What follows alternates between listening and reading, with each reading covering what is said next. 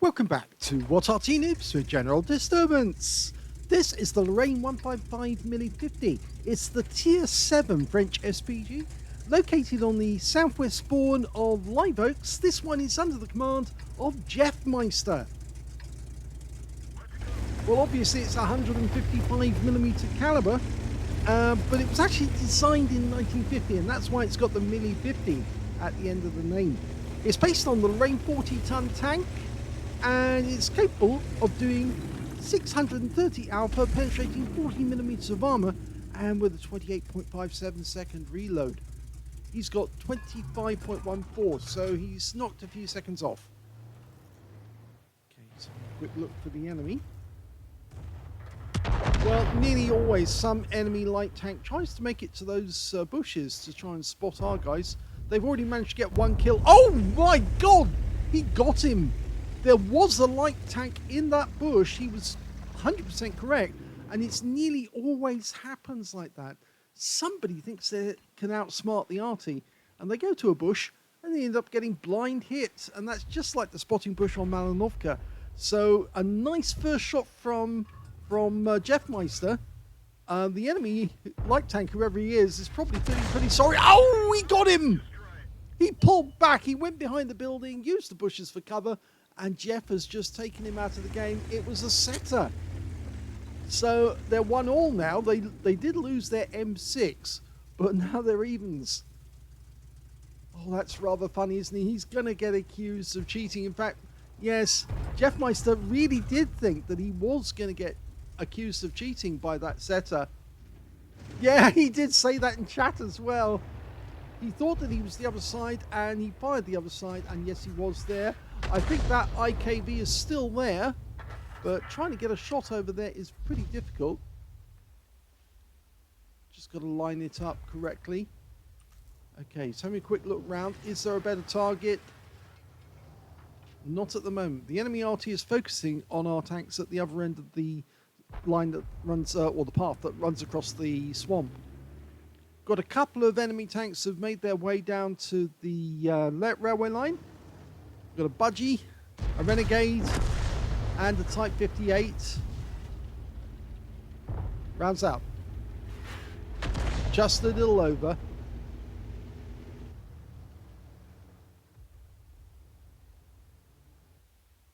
Now, they started making this, or rather started designing this Arty in the 1950s, and said it passed the trials. They did have a prototype, but the Lorraine 40-ton tank was cancelled, so the Arty was cancelled as well. It's a pity, because it would have been an interesting Arty, because it would have been based on quite a fast medium tank, whereas the MX-13F3 that they had at the time was based on a light tank, and therefore a light tank carrying a heavy Arty makes it very difficult. Okay, well, he landed that one on the rear of the Renegade for splash. And Budgie has moved up. Quite often in games like this, you do get a lot of support going directly to these guys on the railway line, because it's much easier to hit the enemy tanks in this area than it is in the city, because the buildings tend to get in the way. Okay, he's now trying to fire over the bridge supports. He's got the Renegade. Yeah, he's got him bang to rights. Direct hit there. 283 right in the face. In fact, I think he hit the top of the turret near the cupola. Or cupola, I should say, because, yes, depending on which nationality you are, it's a cupola to some, it's a cupola to others. Okay, T-52, thin armor. Very easy to penetrate that one. The Renegade's still there, though, causing a problem. I thought this is always an underrated heavy tank. It's actually very good. Another direct hit right in the face for 175. Okay, well, our tanks that went into the town actually did get mauled and taken out. So, despite that, though, we're one tank up on the enemy. So they have had some losses. We're going to go for the KV-4, but he's about to go into that dip, and if we don't get it reloaded in time, he will be in there. He fires it in, only gets stunned. And now he's relocating.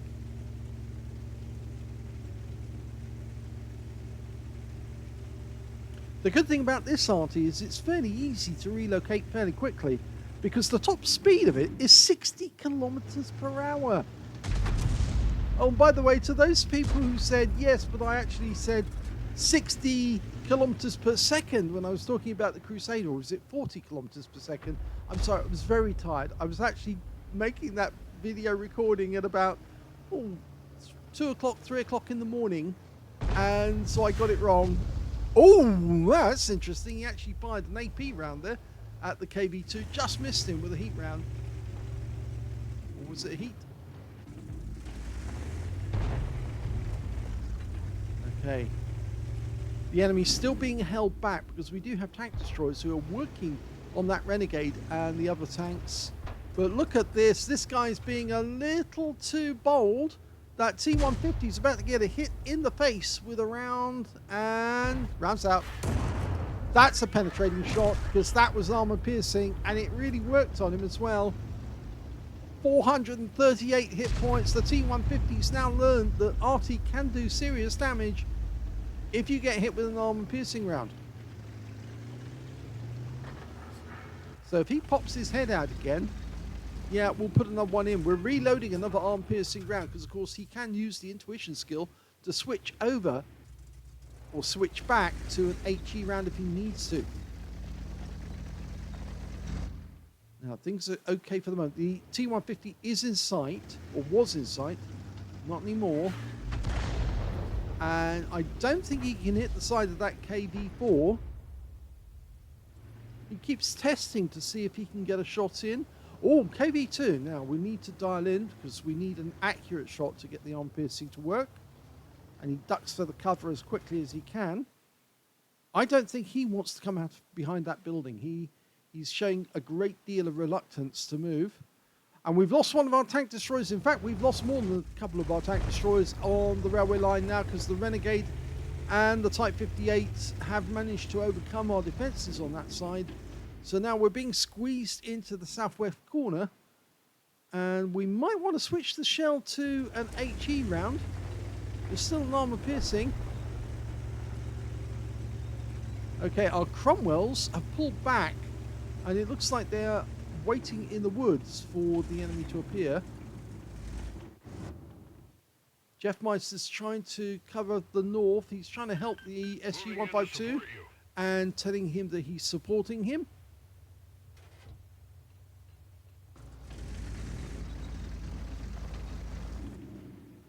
Yes, if you're going to hit those guys on the railway line. Oh, Type 58 goes down.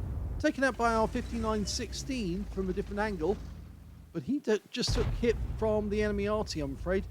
But now the KV2 comes into sight. We're still loaded with the armor piercing. If this guy stays out, he could take a hit. Rounds out. Direct hit right up his exhaust pipe. Oh dear, that's what Jingles would call surprise butt sex. I know I shouldn't mention that because there might be children watching and they might wonder, Daddy, what is surprise butt sex? Don't worry, son. I'll teach you later. Oh dear. Yes, that's why Jingles says he's a rear admiral. The jokes just keep on going and they're still funny after all these years. Okay, so we're loading HE this time.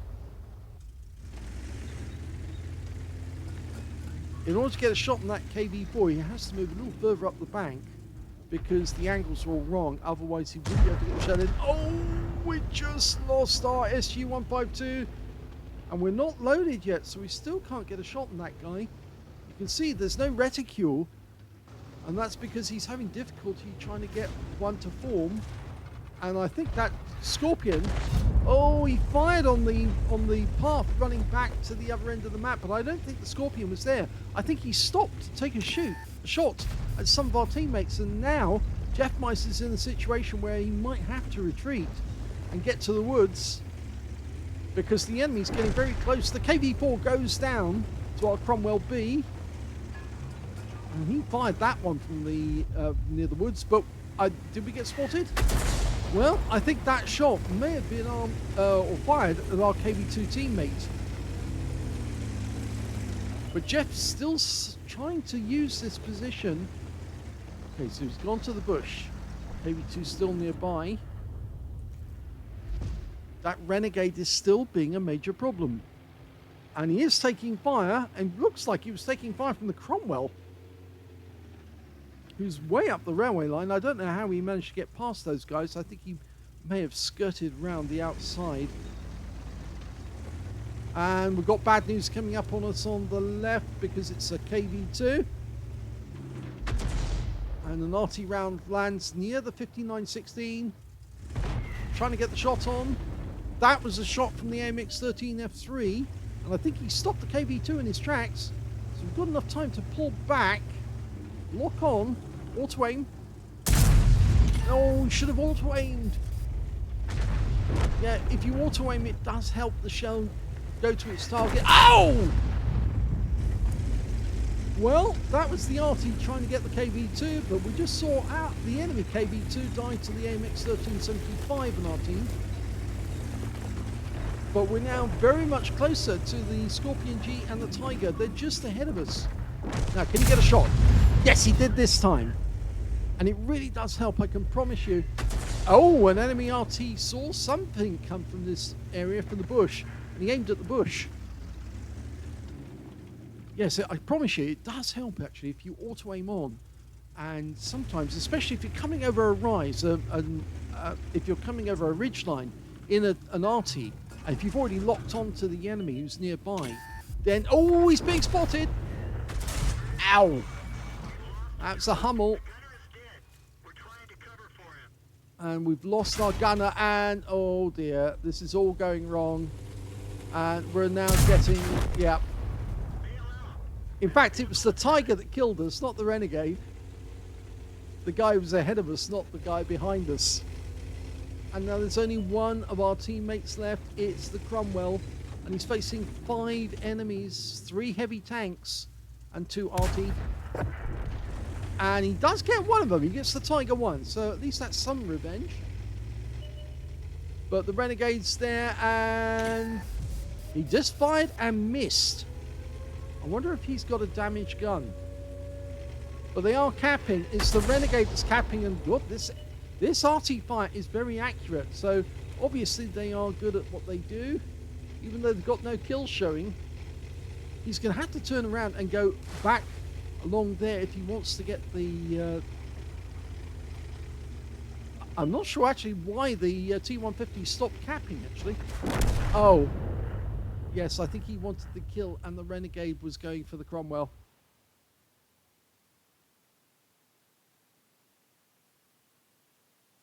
Here's the end of battle stats. That was the 3rd class tanker for Jeffm31ster in the Lorraine 15550. He managed to get a bruiser medal for getting at least 5 critical hits. In fact, he got 8. And he got a win rate of 3,464, which is Super Unicum standard. But sadly, he wasn't able to get a win for the team. And he went down to Cuckoo Kachu. Oh, yes, what a name. I wonder where he got that one from. Anyway, let's have a look at team score. Well, he definitely got the highest damage on his team, but he didn't get the highest damage overall. The highest damage overall went to that KV4, who was walking up and down the other side of that little hill, trying to find weak spots for their team to move through. He got 4,128 hit points of damage and picked up the high caliber. The second highest damage in the game went to the Scorpion G, who was doing exactly what a Scorpion does, is pop up out of nowhere, blast something, and then disappear again. In fact, actually, Scorpions normally do it from quite some way away, but a lot of good Scorpion players play it much like a medium tank who suddenly appears out of nowhere, blasts somebody, and disappears before they can be shot at. The third highest damage in the game turned out to be the Renegade with 2,615. I said that thing was dangerous, and it is dangerous. And we can see that Jeffm31ster got 2,668. So actually, he was in 3rd place. The Renegade was in 4th place. I got that wrong. Anyway, when it came to kills, that's when it gets different, because the Renegade got 5 kills in the game, just 1 short of getting his Top Gun. 3 kills went to the KV4, 2 kills went to the IS-6B and the Cromwell, and the other Cromwell, that's the Cromwell B I should say, who actually picked up a Leather Slaves medal. The other Cromwell also got a Leather Slaves medal, and the 3rd player with 2 kills was the 5916. You can see Jeff only got the 1. And on the enemy team, there's Scorpion G and Tiger 1 all got 2 kills as well. When it came to base XP, of course, it's the enemy team that comes out on top on this one with 1,312 going to the KB4, 1,158 going to the Renegade, and 915 going to the Scorpion G. So only 2 players managed to get over 1,000 base. And we can see that Jeffm31ster not only got the highest damage on his team, he also got the highest base XP as well with 547. He fired 14 rounds, 6 direct hits on the enemy, 3 penetrating shots, and of course, yes, it was that setter who got the full rough of it because he got hit twice. It only shows 1 stun there, but, well, I suppose the second one wasn't really a stun because the shell hit him and blew him out of existence. But he did take a penetrating shot and lost 860 hit points, so his entire health went to Jeffm31ster. If we go back to the detail report, we can see that he also got 6 splash, 2,668 hit points of damage, of which 2,366 were at more than 300 meters, so there was some close range action.